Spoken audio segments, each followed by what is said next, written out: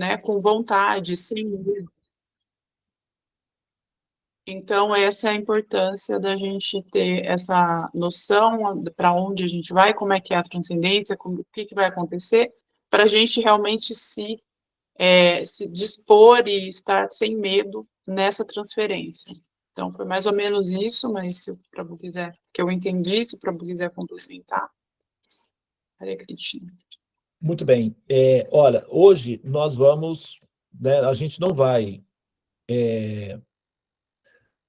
prosseguir com a descrição das moradas, né, celestiais, porque nós não entramos nas descrições das moradas transcendentais. A gente só, assim, fez um sobrevoo em alguns detalhes da vida comum dos habitantes das moradas celestiais descritas na revelação védica, que são os textos védicos, tá?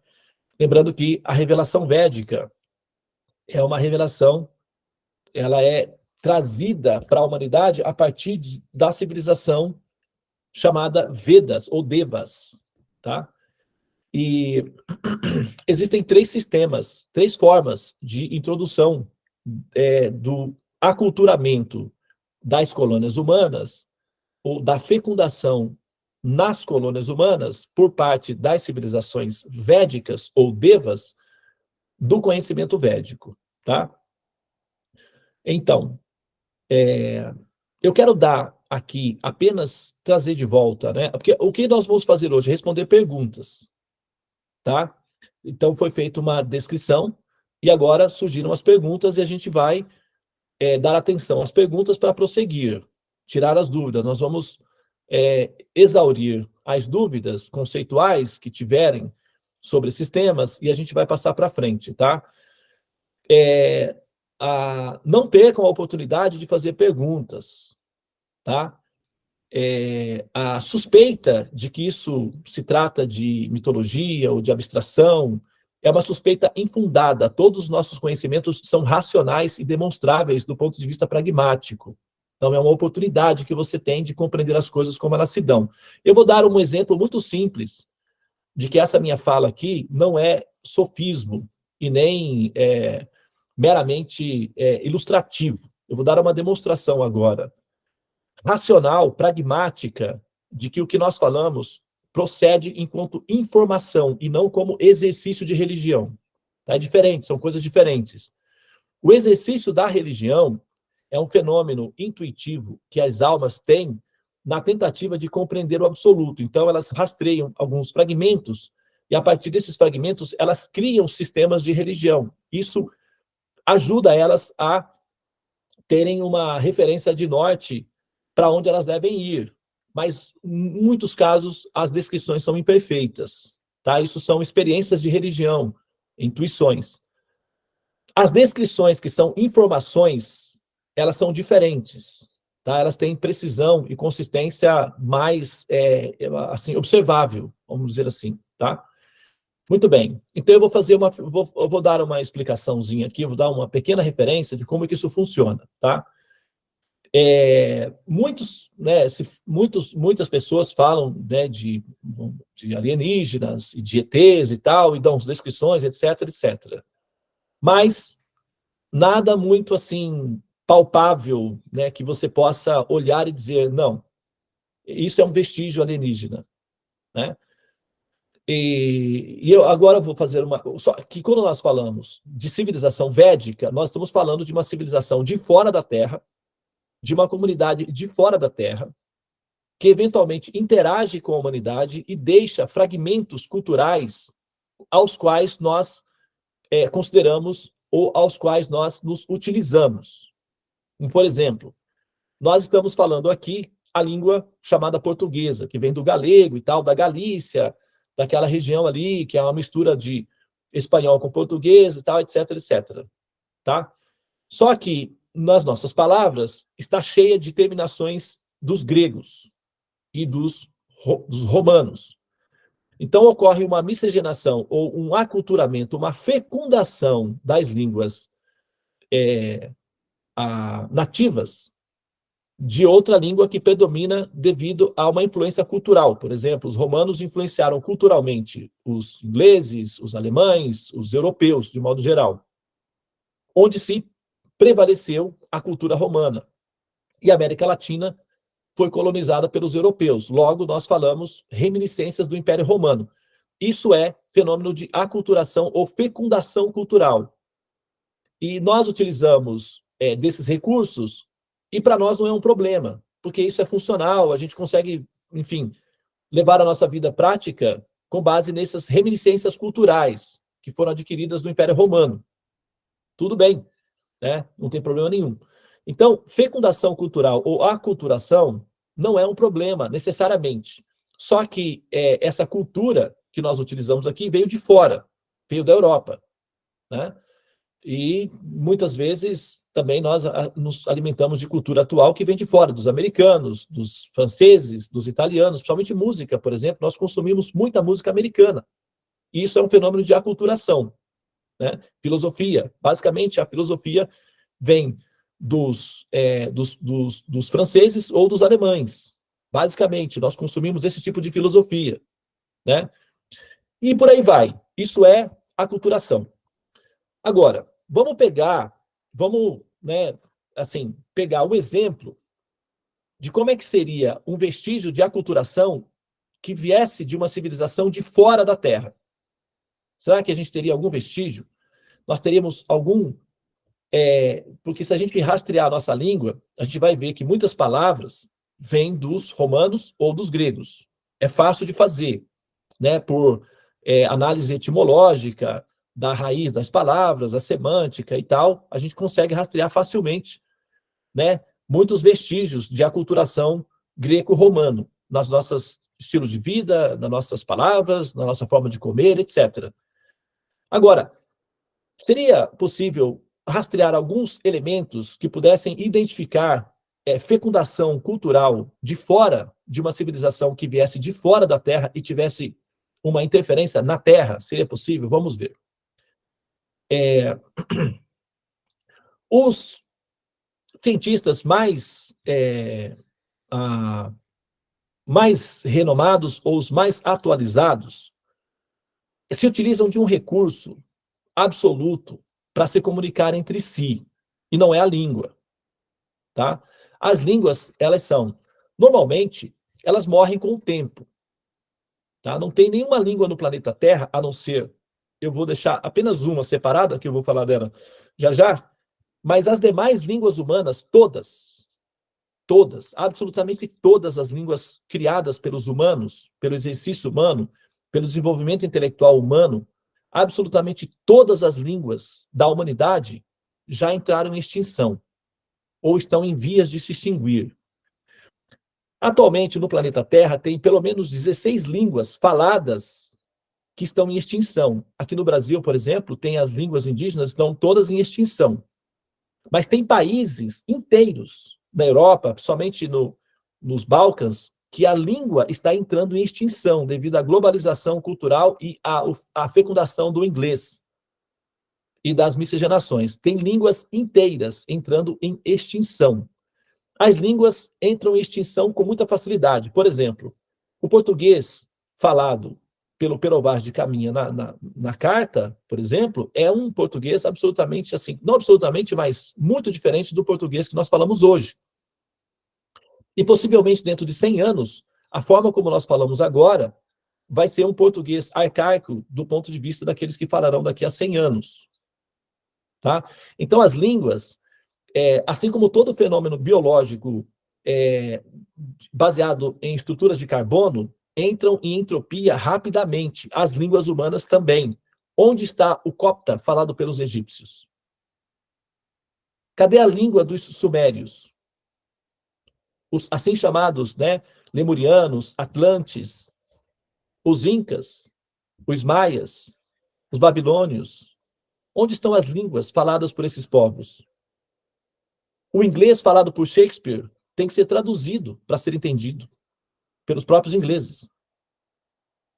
As línguas desaparecem e morrem com muita facilidade, porque são baseadas numa estrutura de fonoaudiológica que recebe influência biológica da estrutura de carbono, que se decompõe rapidamente. Então, se decompõe junto com a humanidade. Ok? Nós sabemos atualmente que todas as línguas humanas são originárias do Vale do Rindo. E isso não é porque eu quero que seja assim, tá? É patrimônio cultural, é patrimônio público. É só você entrar nos sites oficiais, né, enfim, dos registros, né, dos formais dos acadêmicos dessa área, que vai estar disponível a informação para qualquer pesquisador em qualquer parte da Terra. Tá? Então é patrimônio público, não é porque eu gosto dos Vedas que eu estou falando isso daí, tá bem? Das línguas humanas, a única que permanece na história da humanidade chama-se sânscrito. Todas as demais já entraram em extinção, absolutamente todas. A única que permaneceu, que permanece e que está viva é o sânscrito. O sânscrito, as línguas chamadas europeias, você vai lá né, nas terminologias, na nomenclatura acadêmica, você vai encontrar indo-europeia, indo-asiática. Tá? Por Indo, significa o Vale do Rindo. Pelo Vale do Rindo, você pode traduzir para Índia. E quando você fala de Índia, a Índia, como um todo, tem a fomentação do folclore védico, que é normal em cada cultura, é a cultura popular, e tem a substância essencial da cultura, que é a civilização védica, que ainda está preservada na Índia. Tá? E o Vale do Rindo, ou especificamente a Índia, é a origem das línguas que nós falamos atualmente. Então, nós falamos uma derivação do sânscrito, que é chamado indo-europeu. Então, as línguas que nós utilizamos são reminiscências da cultura védica. Só que tem que fazer o trabalho de arqueologia para chegar até lá. Mas chega. Se quiser fazer, chega. Então, agora, o sânscrito é a única língua que assim pode ser utilizada para tipos de tecnologias de inteligência artificial, linguagens de computação de futuro. Porque ela tem um sistema de criptografia que aceita derivações ou variações de equações quânticas, por exemplo. E ela adapta-se muito bem a esse tipo de fenômeno de matemática do futuro. Então, ela é adaptada ao futuro. Agora, e ela permanece viva. Todas as demais humanas entraram em decadência e desapareceram. Aquilo que dura é aquilo que é bom. Quando você vai numa loja para comprar um equipamento celular, por exemplo, você quer comprar um equipamento que dure. Não um equipamento que você usa um mês, um ano e acabe e se destrói. Você quer algo permanente. Por que você quer algo permanente? Porque você tem a intuição de que aquilo que permanece é aquilo que é bom e dá menos ansiedade e é mais perfeito. Aquilo que dura é mais perfeito. Aquilo que se destrói com facilidade não é tão perfeito. Das línguas humanas, todas se dissolveram e as que estão presentes se dissolverão no futuro. É uma questão de tempo. De todas elas, o sânscrito é a única que permanece estável e está adaptada ao futuro. Logo, essa língua, ela é permanente, ou ela é mais perfeita que as demais humanas. Muito bem. Essa língua é chamada Devanagari. Devanagari. Nós chamamos de sânscrito. A palavra sânscrito significa que sans, que significa junto, krita, que foi feito, sanskrit, que significa feito hermeticamente para durar. Isso é o significado de sânscrito. Significa que foi feito hermeticamente para durar. Sânscrito. Agora, a palavra, a língua mesmo, ela é descrita como Devanagari, que significa língua falada pelos devas, o que seria aqui para nós algo aproximado anjos, ou a língua dos anjos, mas na verdade são a língua falada pelos o que nós chamamos de, aí já está uma língua, né, um estilo de língua romana, semideuses. No caso, eles são chamados no sânscrito de suras, ou súrias, ou vindos do céu. Então, sânscrito ou Devanagari é entendido como a língua que veio do céu. Então, a língua dos deuses. Tá? Em termos, para aqueles que conhecem o que se chama de a escala de Kardashev, para quem quiser uma nomenclatura científica das escalas de civilizações superiores possíveis, devem procurar o conceito de escala de civilização Kardashev, ou escala de Kardashev. Aí você vai ter uma descrição acadêmica das diferentes possibilidades de civilizações superiores às humanas. A civilização védica estaria entre as escalas de 5 e 6. Tá? Entre 5 e 6 na escala de Kardashev. E os devas, então, eles rastreiam a galáxia ou grupos de galáxias em busca de incubadoras que são semelhantes à Terra. A Terra é uma incubadora. E como o tipo de tecnologias que eles usam é para rastrear almas, então eles rastreiam essas incubadoras, que são chamadas terras, e fecundam essas incubadoras com cultura védica, que é cultura das civilizações Devanagari, adaptada a humanos, para gerar um tipo de a interação de interferência no sistema neurológico do nativo local, produzindo nele uma adaptação à compreensão das culturas dessas civilizações mais avançadas. Tá? E o sânscrito, que é a língua, é uma dessas interferências software. O sânscrito é software, é criptografia, é uma língua, e língua é basicamente criptografia, e é um aplicativo virtual que nós utilizamos recursos visuais, gráficos, como o design de uma língua, o desenho de uma língua, é um recurso tridimensional ou visual para explicar um fenômeno abstrato, que é um pacote de dados ou informação. A isso nós chamamos língua. Basicamente, é um aplicativo virtual ou software.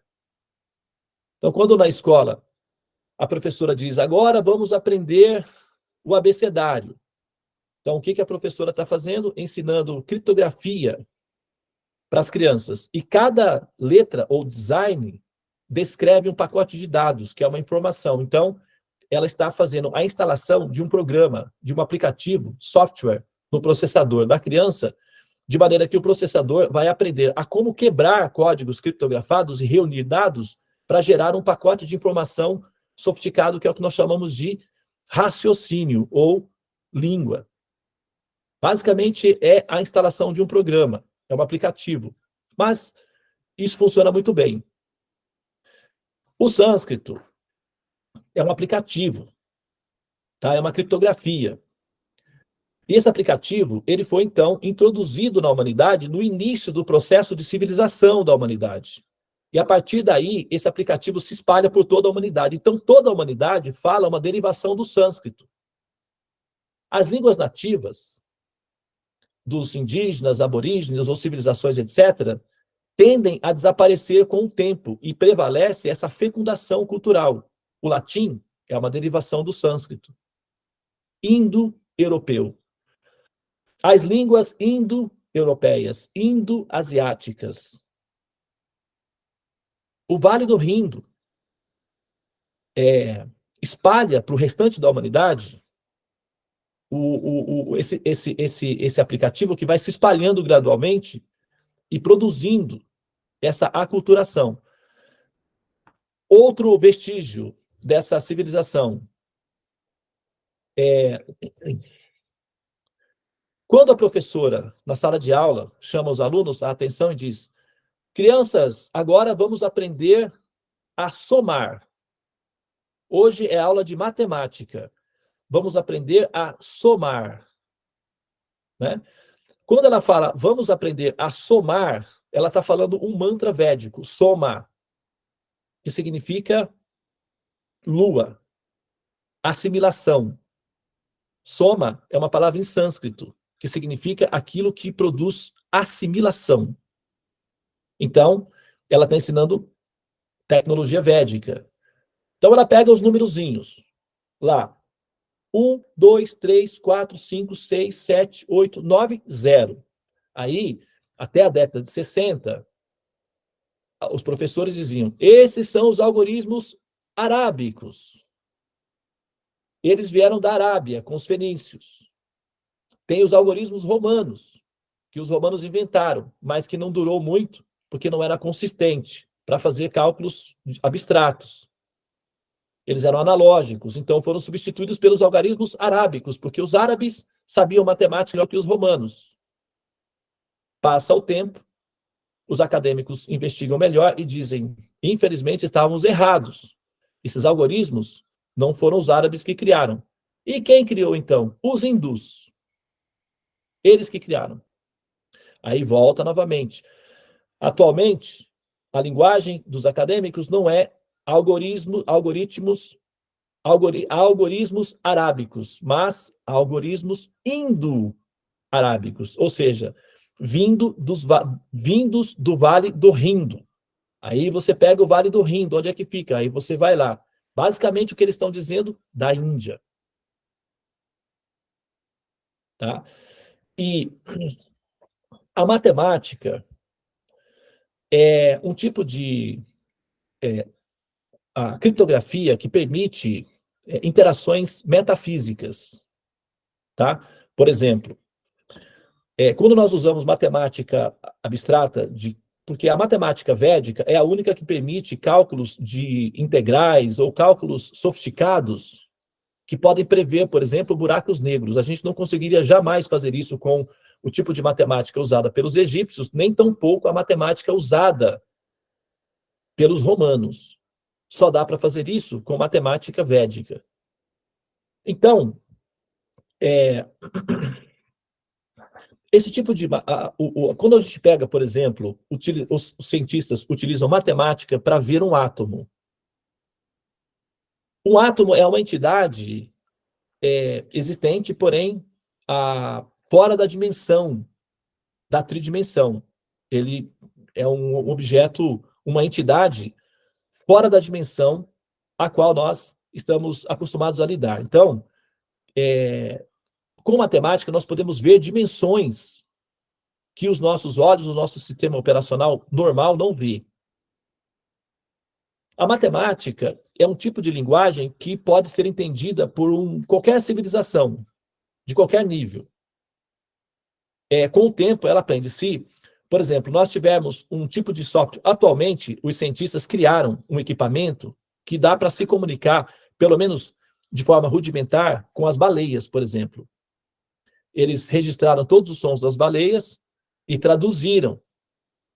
E eles criaram um equipamento que replica a voz das baleias. E assim eles conseguem já falar com as baleias. As baleias conseguem falar com alguns cientistas. É experimental ainda, mas está em andamento. A tendência é que se crie equipamentos que dê para se comunicar com todos os animais, com o tempo. Hoje em dia, por exemplo, você tem aplicativos que você está na China. Você fala em português, o aplicativo traduz automaticamente, a pessoa entende em chinês, fala em chinês e ele traduz para você automaticamente no português. Então, não há barreiras de comunicação. A próxima fase é romper a barreira de comunicação com os animais. Num futuro distante, rompe-se a barreira de comunicação com outras civilizações também, gradualmente, né, com o tempo. E a matemática é o recurso que se utiliza para esse tipo de comunicação de longo alcance. Então, a matemática é uma linguagem universal. Pitágoras considerava que a matemática era a língua de Deus. E ele estava certo. É com essa linguagem que ele, basicamente, constrói toda a estrutura dos cosmos, que são os universos multiversos, e mantém uma estabilidade racional para essas existências. A matemática é fundamental para todas essas fases aí. Não é preciso que vocês aprendam matemática, é só entender que o funcionamento dela é esse, tá? Então, a matemática é uma linguagem metafísica, inclusive ela não é real. Não sei se vocês já notaram, a matemática não é real.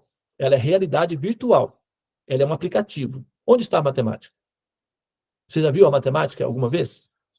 A não ser que você pegue o pacote de dados abstratos e transforme ele numa criptografia visual, que é quando você desenha os números na lousa ou no seu papel. Aí você está trazendo uma dimensão metafísica para a dimensão física. Você está transformando metafísica em física, que é algo abstrato em algo concreto.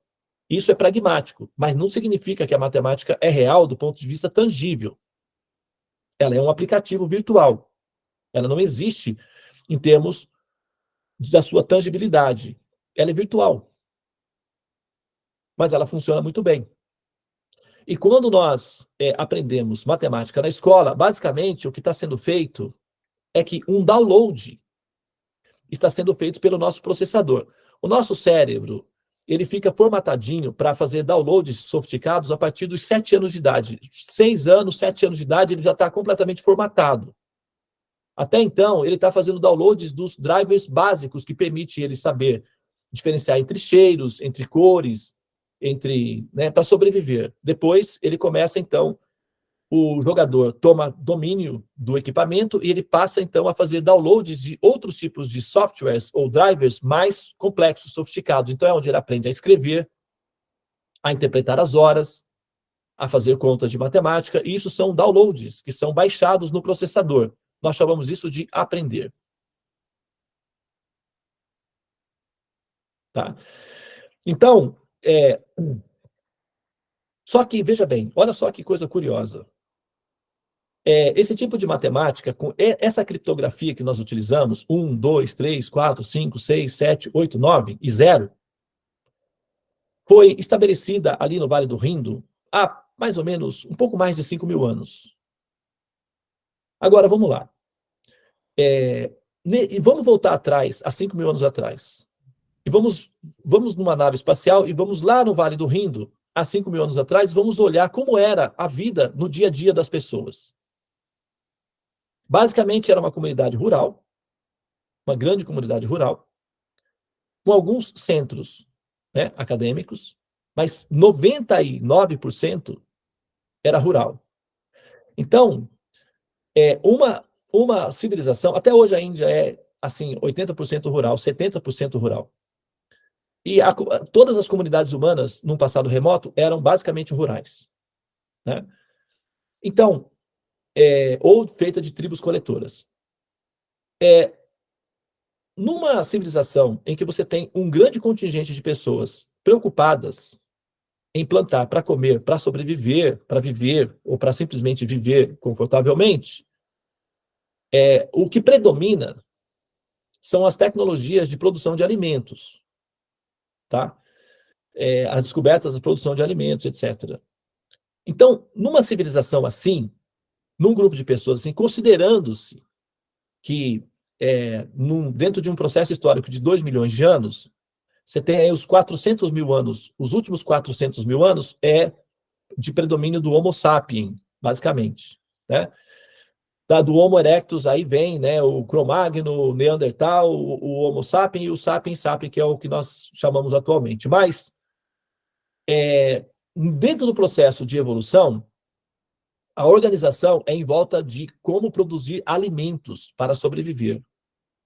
Tá? Isso é normal. Muito bem. Aí nós olhamos para trás nesse período e a gente olha para essa civilização e nós pensamos assim: como é que essa civilização, essas pessoas, seriam capazes de produzir uma língua que seria historicamente preservada durante toda a história da humanidade, pelos próximos, 10 mil anos? E esse tipo de matemática, que só foi o mais perto que nós chegamos como seres humanos sofisticados, foi o tipo de matemática criada pelos romanos, que entrou em extinção. Como é que uma comunidade de plantadores de arroz e cuidadores de vacas conseguiriam produzir um feito de tal natureza com um tipo de criptografia que seria utilizado para verificação de dados de mecânica quântica num futuro distante? Como é possível isso? É muito simples. É porque eles não fizeram isso. Isso foi introduzido no passado com objetivos no futuro. É como quando você quando você planta sementes para colher no futuro.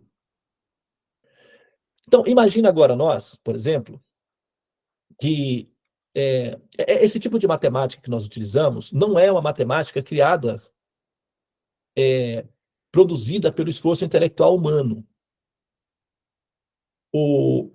Num passado remoto, né, quando a gente volta para trás, a gente vê que certos tipos de conhecimentos não poderiam ser produzidos com a tecnologia disponível naquele período. Os arqueólogos chamam isso de objetos fora do tempo, ou eventos fora do tempo. Porque, de acordo com todas as pesquisas, aqueles objetos ou eventos não poderiam ter acontecido naquele período porque está fora do tempo, ou seja, né, é o chamado mistério da humanidade. Mas a matemática é pragmática e é um vestígio. O sânscrito é outro vestígio, tá? E quando nós pegamos, por exemplo, vamos imaginar que nós somos um grupo de cientistas, tá? A Sala dos Mantras é composta por cientistas, pesquisadores, e nós, então, como membros de uma comitiva de um governo, de um país, nós encontramos, né, no nosso território de domínio, uma ilha com uma tribo, com um grupo de gorilas especiais, capazes de aprender. E nós somos cientistas. Nós temos interesse em estudar esses primatas, que são uma subespécie de humanos. Eles não falam, eles não têm linguagem sofisticada, mas eles têm uma alta aptidão para aprender, são inteligentes. Então, nós, como cientistas, introduzimos alguns elementos na ilha e observamos à distância por monitoramento de satélite. A gente nem precisa ir na ilha, interferir na vida deles. Dá para fazer tudo por satélite e por lasers. Então, nós colocamos lá na ilha alguns objetos. Esses primatas vão interagir com esses objetos. E esses objetos têm uma função, estimular o sistema neurológico deles para que eles aprendam a linguagem falada pelos humanos. Vamos jogar aí que numa pesquisa de longo prazo, de 100 anos, por exemplo, esses primatas nessa ilha conseguem, através das nossas previsões, falar e entender a nossa linguagem. Então, nós, como cientistas, ficaríamos interessados em elaborar esse projeto para estudar o resultado do desenvolvimento da formação do intelecto humano nessas pessoas menos desenvolvidas, vamos dizer assim. Esse mesmo critério é utilizado por essas aculturações ou fecundações culturais. Os romanos faziam isso, eles pegavam civilizações ou tribos ou cidades ou países subdesenvolvidos, introduziam o sistema de administração romana e modernizava as cidades. Por isso que o Império Romano se espalhou tanto, porque essas comunidades queriam os romanos, porque trazia tecnologia, investimentos e a cidade ficava modernizada. Então, esse fenômeno de aculturação, ele é um fenômeno natural, acontece em toda parte, acontece dentro da Terra e acontece de fora da Terra sobre a Terra. Se nós, com o nosso desenvolvimento intelectual, conseguimos vencer a gravidade do sistema solar e visitar outras terras menos desenvolvidas, aculturação. E não precisa que a gente vá lá, interaja, conviva com eles. Dá para ser feito tudo através de monitoramento com satélites, à distância. Então, possivelmente, aquelas pessoas pode ser que até não venham a ver um ser humano moderno. Mas nós podemos introduzir vestígios para facilitar para que eles se desenvolvam, por compaixão e também por objeto de estudo, sem feri-los ou invadi-los ou machucá-los ou fazer interferências no ecossistema, mas com todo cuidado, porém estudando-os à distância. Isso é natural. Isso acontece tanto de baixo para cima como de cima para baixo. Você olha para você, você vê, você mede a sua beleza. Então você vai poder entender que existem pessoas que não são tão belas quanto você, mas tem pessoas que são mais belas que você. Quando você olha a sua conta bancária, você calcula. Tem pessoas que têm menos quantidade de recursos que eu, tem pessoas que têm mais que eu. Então, esse é um fenômeno natural. Sempre há civilizações inferiores e sempre há civilizações superiores. As civilizações superiores fecundam e aculturam as civilizações inferiores. E aquelas civilizações inferiores serão as próximas que fecundarão e aculturarão outras civilizações menos inferiores. E esse processo é uma dízima periódica. Por isso o universo é tão grande, chamado eterno ou infinito. Tá? O sânscrito e a cultura védica são todos de natureza superior. E nós temos esses dados, esses vestígios arqueológicos que demonstram que essas interferências são aplicativos funcionais que interagem com o sistema neurológico humano, permitindo que nós, humanos, entendamos a objetividade e a intenção dessas civilizações superiores sobre nós. E o conhecimento védico é uma descrição de como essas civilizações superiores, chamados devas, entendem a existência e a criação. Então, é uma cultura de fora. É um empréstimo. É como pegar um óculos e emprestar para alguém que não enxerga muito bem, para que ela enxergue muito bem. Isso é altruísmo. Os devas são altruístas, eles são benéficos, eles são inteligentes, eles são amorosos, eles são pacíficos, eles são altamente sofisticados e eles são bondosos, altruístas.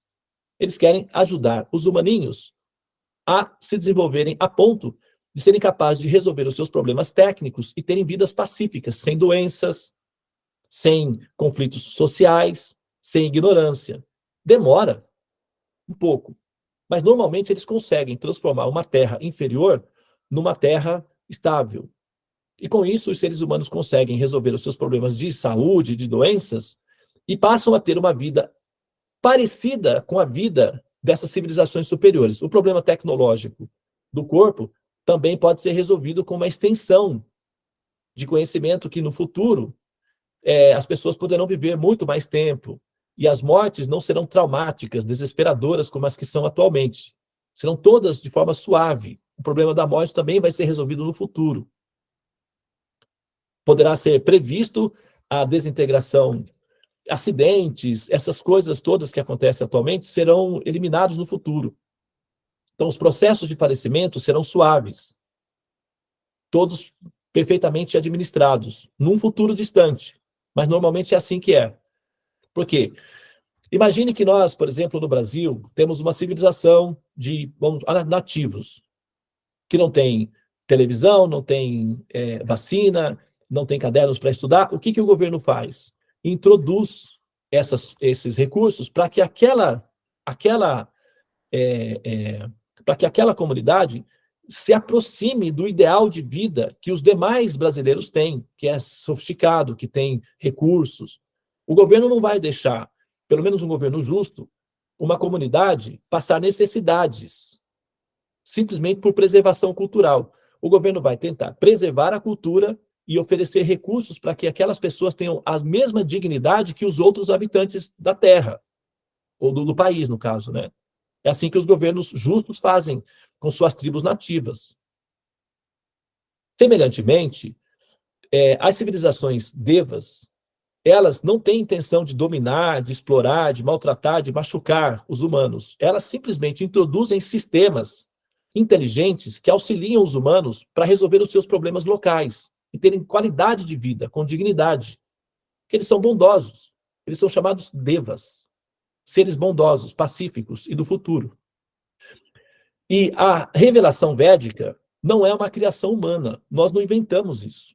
É uma informação a partir da visão desses seres superiores de como é o porquê a criação e de como são descritas as outras civilizações às quais nós podemos nos transferir com um tipo de tecnologia que é baseado em conhecimento.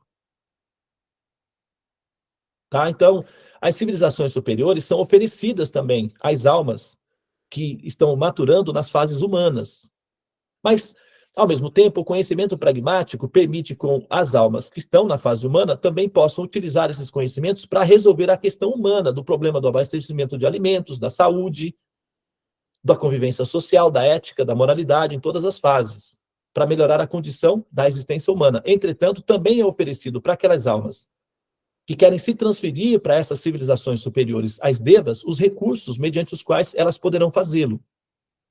E normalmente requer uma certa disciplina, acompanhado de conhecimento e cultivo de ahimsa, não violência, que é assim que se adapta-se a essas civilizações superiores, tá?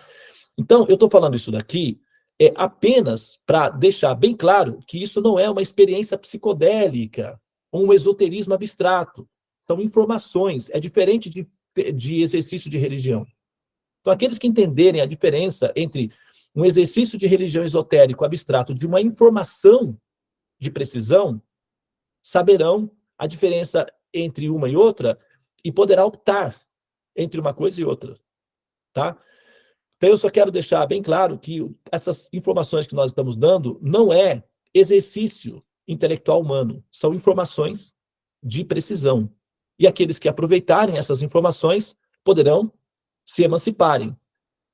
Não é obrigatório aceitar essas informações, mas aqueles que forem afortunados suficientes para olharem para essas informações com a dignidade que essas informações merecem, serão tratados de forma semelhante por essas informações que são orgânicas e vivas. Tá? É só para deixar bem claro, né, para a gente poder continuar, que as respostas que serão dadas, todas elas serão dadas, não vai ter perguntas sem respostas. E essas respostas são muito bem fundamentadas, elas são racionais, elas são pragmáticas, mas elas são místicas também, lógico, porque do nosso ponto de vista, nós entendemos isso como místico, mas do ponto de vista de quem já vive essa realidade, é absolutamente natural. Como, por exemplo, se você for à Idade Média e mostrar para a rainha Antonieta um celular, ela vai achar que você é uma bruxa mística. Mas para você que tem um celular no século XXI, é absolutamente natural. Tá? Então, aquilo que nós chamamos de místico é apenas uma adaptação à tecnologia de futuro.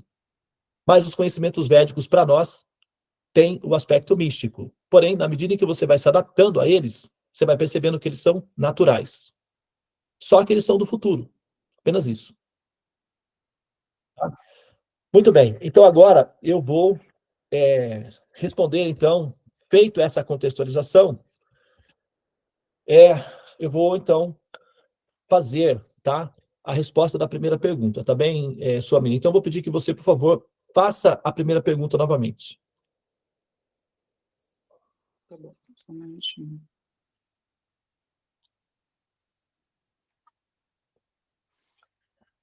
Então, a pergunta é: assim como nesse mundo ficamos em um útero por 9 meses, ou menos, para nascer quando estamos prontos, para a transcendência, como nascemos?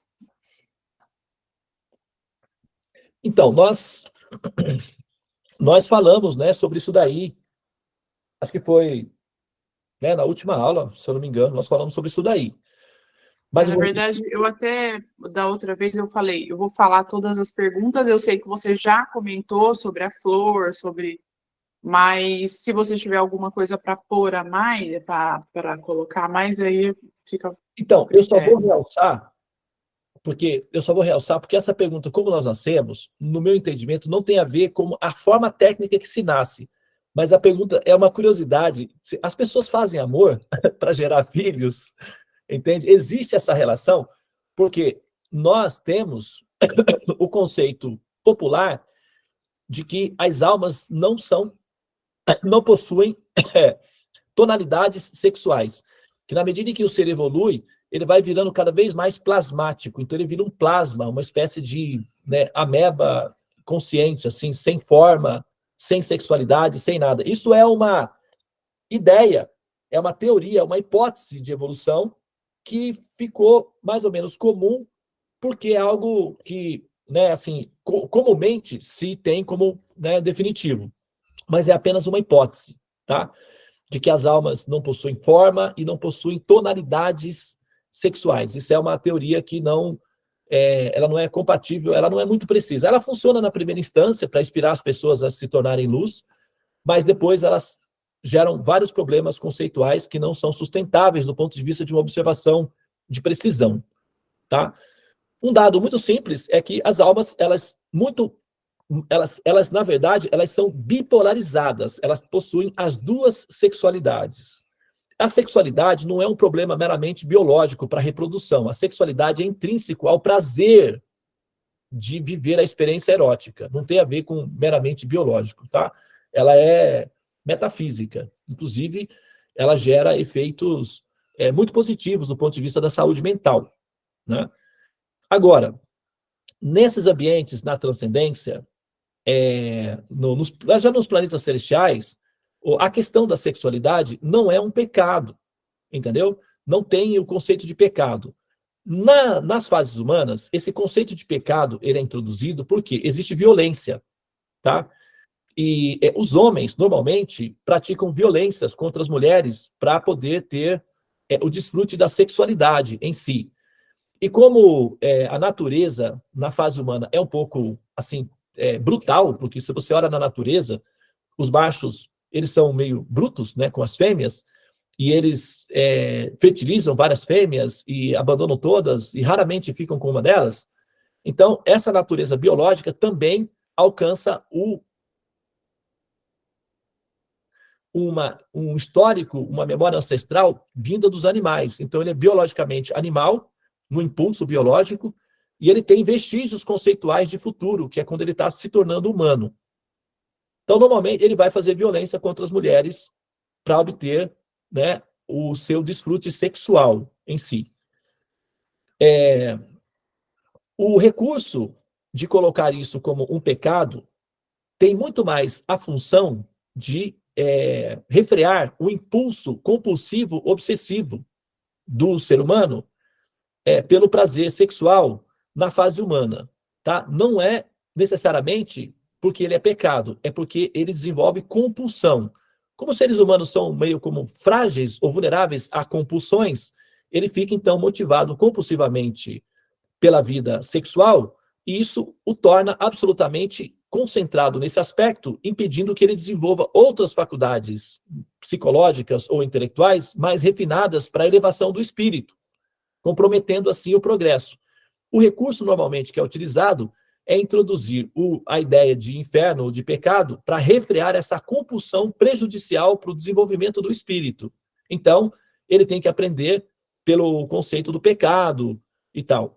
Mas o espírito ou a alma, né, no caso em desenvolvimento, que tem autocontrole, disciplina, ou autocontrole sobre os seus impulsos eróticos e seus relacionamentos são saudáveis, prazerosos e permeados de ternura e de amor, produzem filhos lindos ou, né, pessoas. A humanidade ela progride dessa forma. E alguns dos seres humanos mais lindos da humanidade são gerados a partir das relações sexuais afetivas amorosas, por exemplo, né?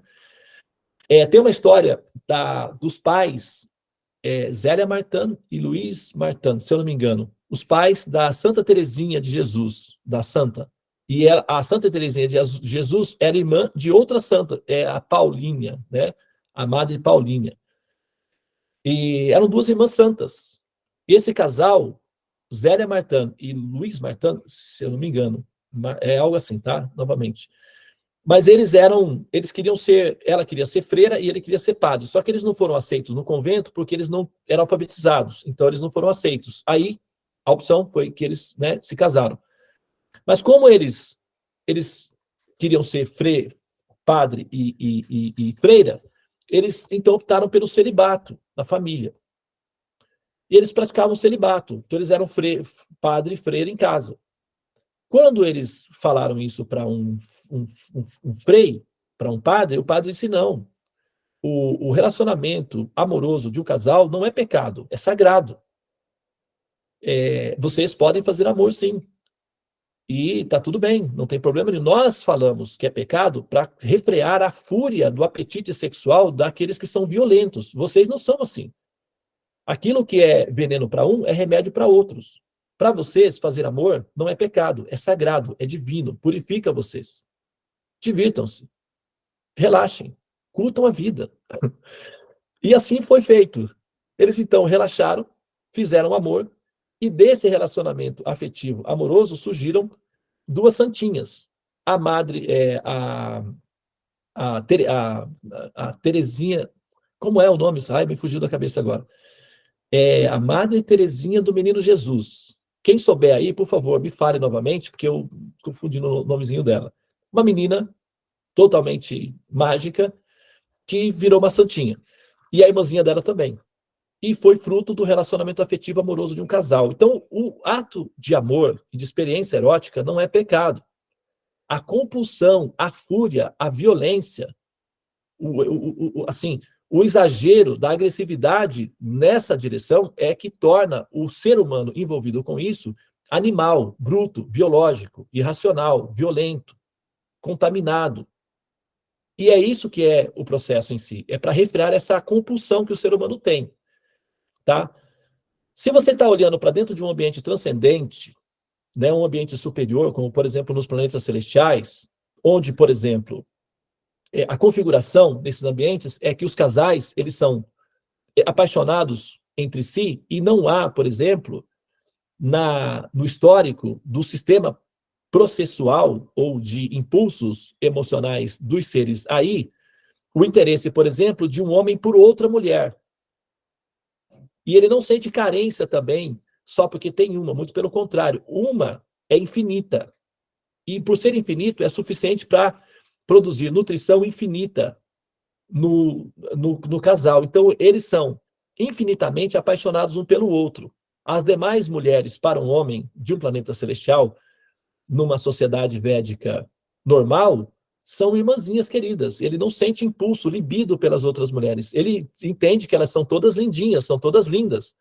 Mas a dele é a que inspira ele eroticamente. Então, o casal é uma vamos dizer assim, dos passatempos preferidos dos casais é terem momentos românticos e automaticamente fazerem amor. E isso não é pecado.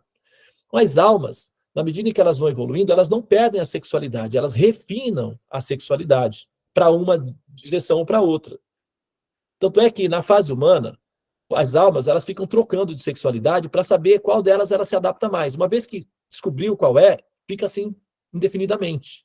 Mas enquanto elas ainda não estão maduras o suficiente, elas trocam, né, de masculino para feminino, de feminino para masculino, e elas vão trocando essas possibilidades aí para testar qual delas ela se encaixa mais. Uma vez que se encaixou, permanece. E aí a coisa continua para frente, até que esse ser vai, evolui e consegue viver essa experiência da masculinidade ou da feminilidade de uma maneira infinita, porque a alma é um ser infinito. E ela precisa de experiências infinitas e permanentes. Dentro das fases humanas, isso não é possível, porque é impermanente, ilimitado. Então, dá frustração, decepção. E, por que não dizer, até raiva mesmo. Por isso que as pessoas ficam extremamente furiosas, porque as coisas não dão certo. É lógico, o ambiente não é para essa função, ele é didático, terapêutico e tem uma função descartável. Nós temos que mirar para a dimensão permanente. E a fase humana não é a nossa fase definitiva, ela é didática. E é preciso de informação para aplicar os princípios de maneira produtiva. Tá? E não significa que você deve se neutralizar aqui. Não. Você pode buscar relações de satisfação, de amor, mas sabendo bem que isso tem uma função, despertar ou estimular as suas reações para essas fases. Mas assim, a ingenuidade de tentar estabelecer relações permanentes ou instituições permanentes dentro de um ambiente que se dissolve devido à alta velocidade da entropia é uma ingenuidade intelectual típica de, assim, de civilizações menos evoluídas ou infantis, como é o caso da humana. E não é culpa dos seres humanos serem assim, é simplesmente porque, naturalmente, por intuição, a alma anseia por esse estado de espírito e na fase humana ela já começa a ansiar a sua existência enquanto alma, não enquanto ser biológico meramente. Então, essa intuição de querer ter a alma gêmea, né, a vida perfeita, feliz, integral, é uma intuição real, verdadeira, e está disponível para a alma. Só não está disponível nos ambientes didáticos, que são as incubadoras humanas, que é onde nós estamos interagindo no momento. Então, a âncora deve ser lançada no futuro. E você pode experimentar várias variações de experiências agora, mas sabendo que essas experiências têm uma função, te preparar para o futuro. E aí, fica mais fácil de conviver com a entropia. Essa resistência ao entendimento da entropia gera uma angústia existencial, que é medo. E isso não é legal, porque você vive o tempo todo com medo. Então você nem vive uma vida integral. Você vive uma vida tentando evitar o medo. Isso é qualidade de vida? Não pode ser. Então, as coisas têm que ser melhor posicionadas. Então, na transcendência, ou mesmo nos planetas celestiais, sim, os casais se encontram, se tocam e sim, eles fazem amor. E a intensidade do prazer que eles encontram entre si, devido a terem corpos perfeitos que produzem êxtases eróticos intensos, é muito profunda, o que faz com que eles gostem muito de fazer amor. Por isso, os espaços nos celestiais são muito maiores. Há muito mais planetas habitáveis. E a constituição de logística, de tecnologia, como a gente já falou nas outras aulas passadas, permite essa variedade, sem haver problemas de superprodução, superpopulação, escassez, ou etc., problemas geoclímicos, como nós temos, geoclimáticos, como nós temos na Terra. Os recursos são bem mais, por exemplo, uma família rica não tem problema nenhum em ter 4 ou 5 filhos, se quiserem, porque há recursos disponíveis.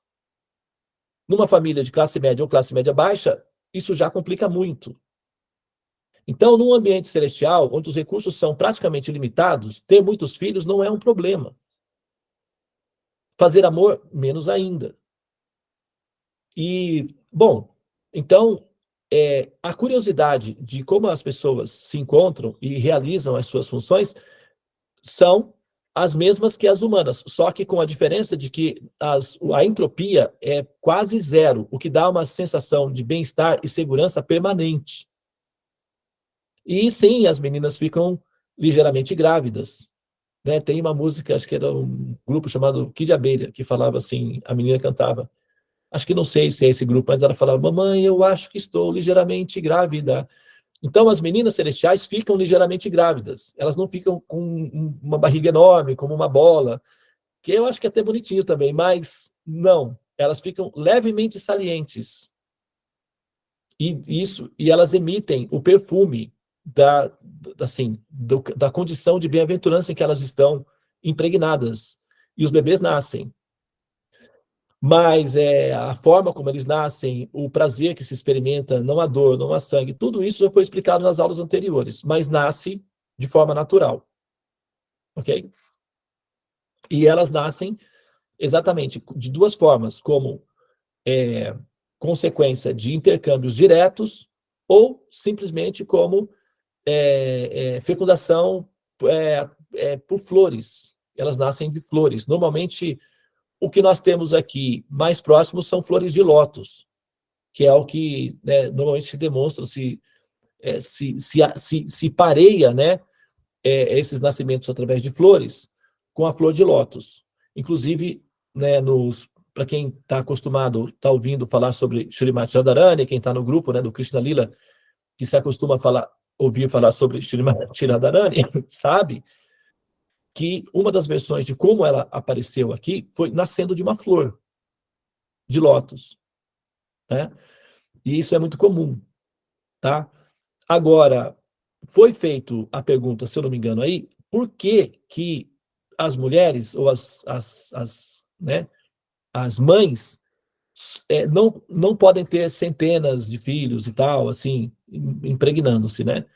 Bom, o que acontece é o seguinte, a sensação de intensidade de êxtase que produz na menina estar impregnada mantém elas ficam mais ou menos assim no estado meio de ananda, é uma brisazinha bem-aventurada.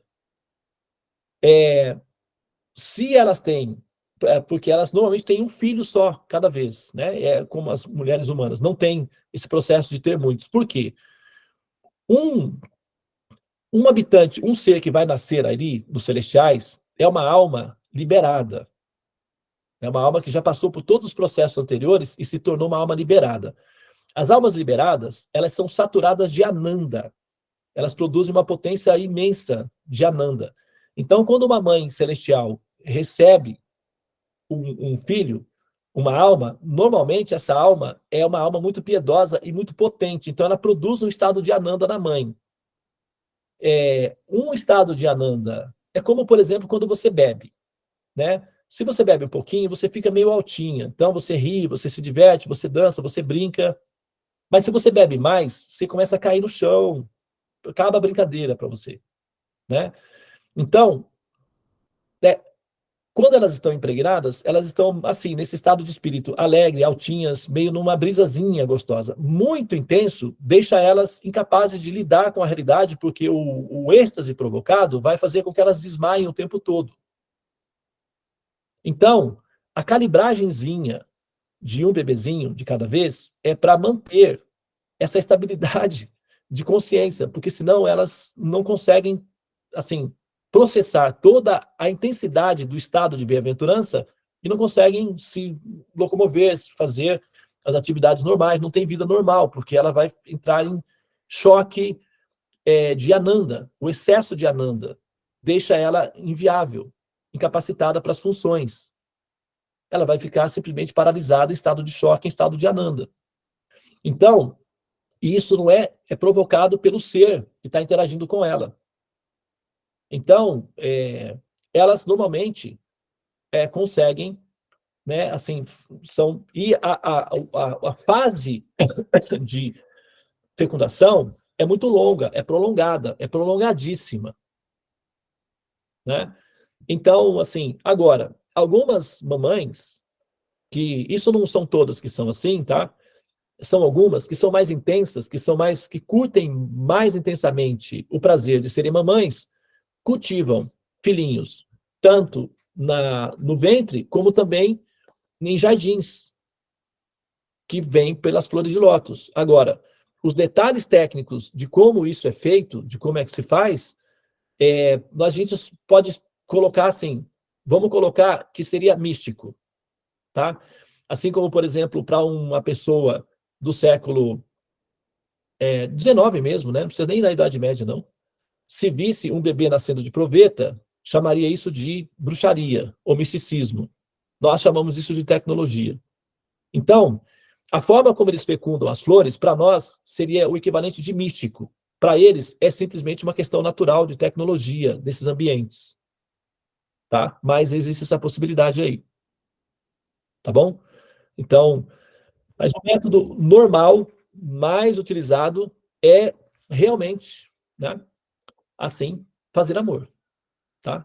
Então, as meninas que gostam de fazer amor e não querem perder esse recurso ou esse privilégio nas fases mais evoluídas, a sugestão é ir para os planetas celestiais e não para outros lugares, porque aparentemente em outros lugares eles vão tirar esse benefício, você vai entrar sem esse benefício, tá? Então, você fica lá meio que flutuando, né?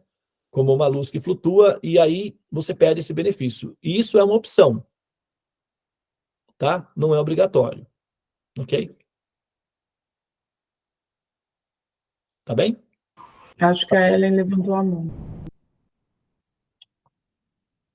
Faz sentido? Sim, faz todo sentido. Muito bem. Então, Ellen, você quer falar alguma coisa?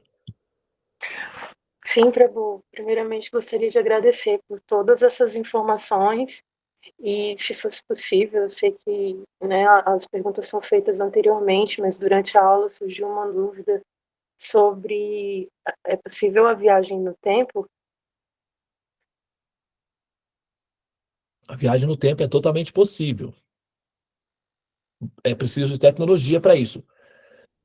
A equação da relatividade geral, que é uma equação analógica, praticamente, apesar dela ser muito sofisticada, ela é uma equação analógica, ela já, apesar de ela ser, para o nosso tempo, sofisticada, para o futuro, ela é analógica. Mas apesar de ela ser uma equação analógica, ela já consegue prever que o presente, o passado e o futuro coexistem simultaneamente. Os textos védicos também afirmam essa variação. Tá? Assim, todas as coisas já foram previamente calculadas pelo algoritmo. Então, o universo sendo algoritmo, ele já tem uma previsão de funcionamento. Claro que, para fazer o acompanhamento desses dados, requereria um nível de sofisticação de tecnologia.